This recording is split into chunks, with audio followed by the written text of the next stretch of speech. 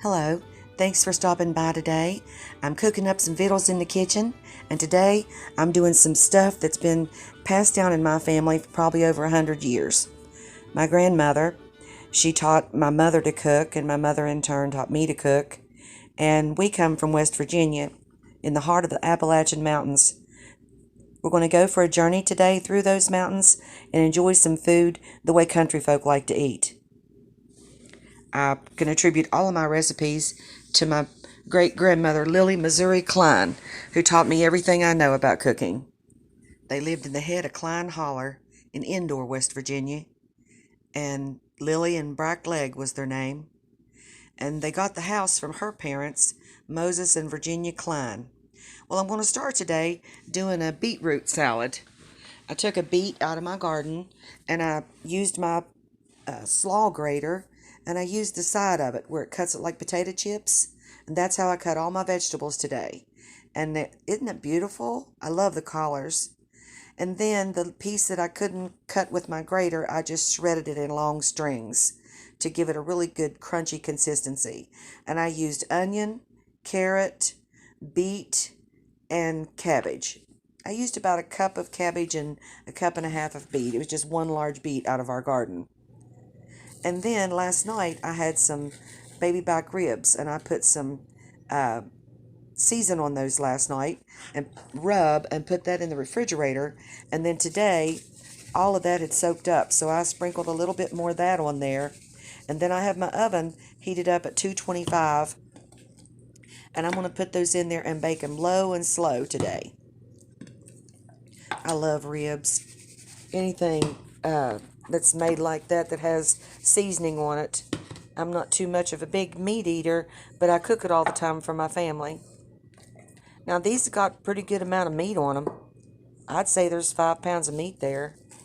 Well, half of it's bones. You know how it goes.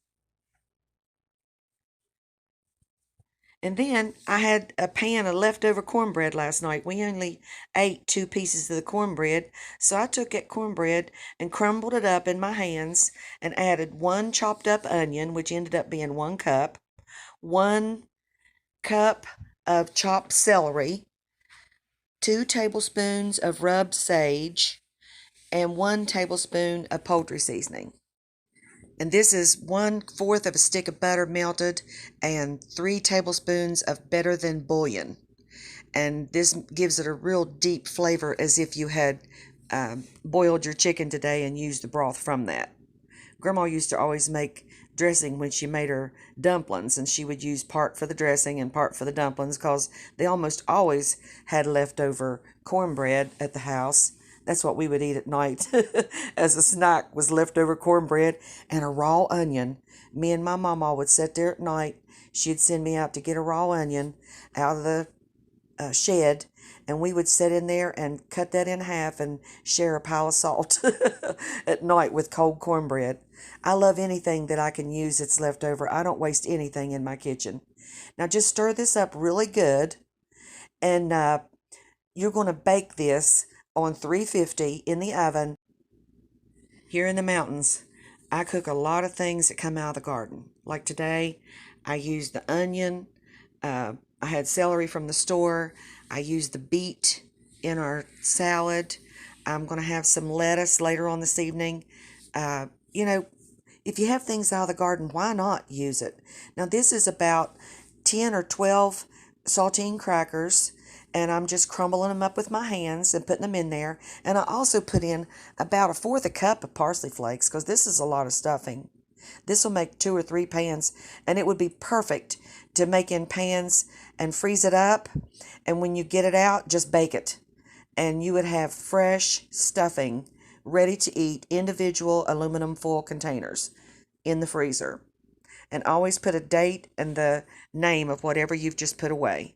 Now I'm using 1 slice of bread, and I'm just going to break that off and pinch it in the smallest pieces I can get so that the texture will dissolve in the chicken broth and give it a yummy consistency.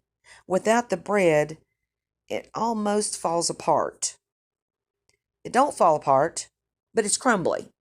And if you like crumbly dressing, leave out the crackers and the bread. But 10 crackers and a slice of bread is not a whole lot. I just want something to make it stick together. I don't use a lot of flour. There was a little bit of flour in my cornbread. The cornbread is a cup and a half of cornmeal. I use a cast iron skillet, cup and a half of cornmeal, 1 cup of buttermilk, 1 egg, and I always use self-rising flour and cornmeal. Now this is my sage, 2 tablespoons, 1 teaspoon of poultry seasoning, salt, and pepper. And that's all you put in this. The egg will help it bind, so will the cracker. And when you bake this up in the oven, your whole family's going to love it. And it smells like I got a carnival in there in my kitchen right now. I've been in there cooking. And I've got ribs in the oven baking. I have dressing in the oven baking. I have a sweet potato casserole in the oven baking. So now I'm getting my skillet all greased up just with a fine uh, bead in a good cast iron skillet that doesn't stick. And I have done seasoned this thing over and over and over. You just put it on the stove, and if there's anything stuck in it, you just have to put a lot of heat under it. And if you burn that skillet until it starts to smoke, everything in it will burn out. And then you take spray canola and a paper towel, and you spritz that in a hot skillet, and put that in your oven and let that bake on 300 for about an hour. And you'll have one of the best coated over skillets that ever was. And when you get it out, coat it again. And sometimes I'll heat mine on the stove for a while because that sets that canola oil in there. And when you burn it, that gets it out. That's the only thing that'll get it out. Okay, now I'm making a jello salad for dessert. And so I'm using 1/3 of a stick of cream cheese softened in the microwave and 1 cup of boiling water to a large package of strawberry jello, 1 can of cranberry sauce, and a half a cup of nuts. And then later, when I get all this dissolved and whipped up in there real good, I'm going to put in 1 can of peaches. And then we'll have something cold and yummy and tangy, and that it also fits the theme of the meal. Oh, this is good. You're going to like this recipes. All this stuff is just simple stuff that came down from my mom. She was a oldest sister of 8 kids, and she had to learn how to cook to help her mom, and boy, was she a good one. Now I'm just trying to get all them lumps out of there from the cranberry sauce and the cream cheese, and once you get it all blended up, I dump in my strained peaches, and then I'm going to throw in about a half a cup of nuts, and then stir all this up, put a saran wrap over it, and put it in the refrigerator for our dessert tonight. You're really going to like these recipes. Now this next thing coming up is a very simple, out of the can, very large container of sweet potatoes. They were called yams. And I put a half a cup of sugar, 1/4 cup of white, 1/4 cup of brown sugar, uh, half a teaspoon of salt, some panko breadcrumbs, and some pumpkin pie spice. I didn't have any cinnamon, so I used pumpkin pie spice and a half a stick of melted butter. And I took a half a cup of nuts and mixed that in there. And the panko and the nuts creates the crunch, and the sugar and the brown sugar creates the taste, and it turns into a yummy topping. It's delicious. I was just looking for something out of the box, something that was very tasty, something that had a zip and a zing to it, a crunch. And I found these ingredients and thought that I would take you guys for a trip along with me today through the Appalachian Mountains, cooking some old-timey country meals. Now, I just put in a teaspoon of vanilla over my yams, and I had left about probably 2 tablespoons of the yam juice in there, a quarter stick of butter, and I'm going to mix that around in there so I get that vanilla down in there with all of it.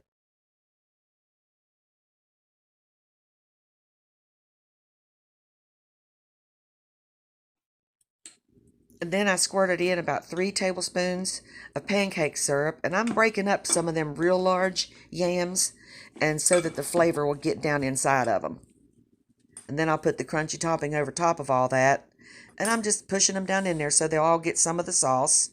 And then I'm just going to sprinkle all this topping and spread it out over the top so that everything gets covered. And then I'm going to bake this in the oven at 350 degrees. I like the simpler the recipes, the better, don't you? Now I have the ribs in the oven, and they're going to bake low and slow for probably 6 hours. And I'll turn them up to 250 the last hour or so. And that'll make them brown on the outside a little better without drying them out. Bake this at 350 until golden brown.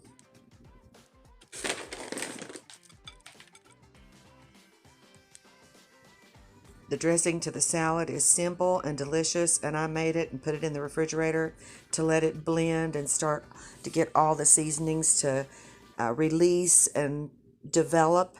It takes overnight for them to be delicious, but I'm going to eat it after about 4 hours.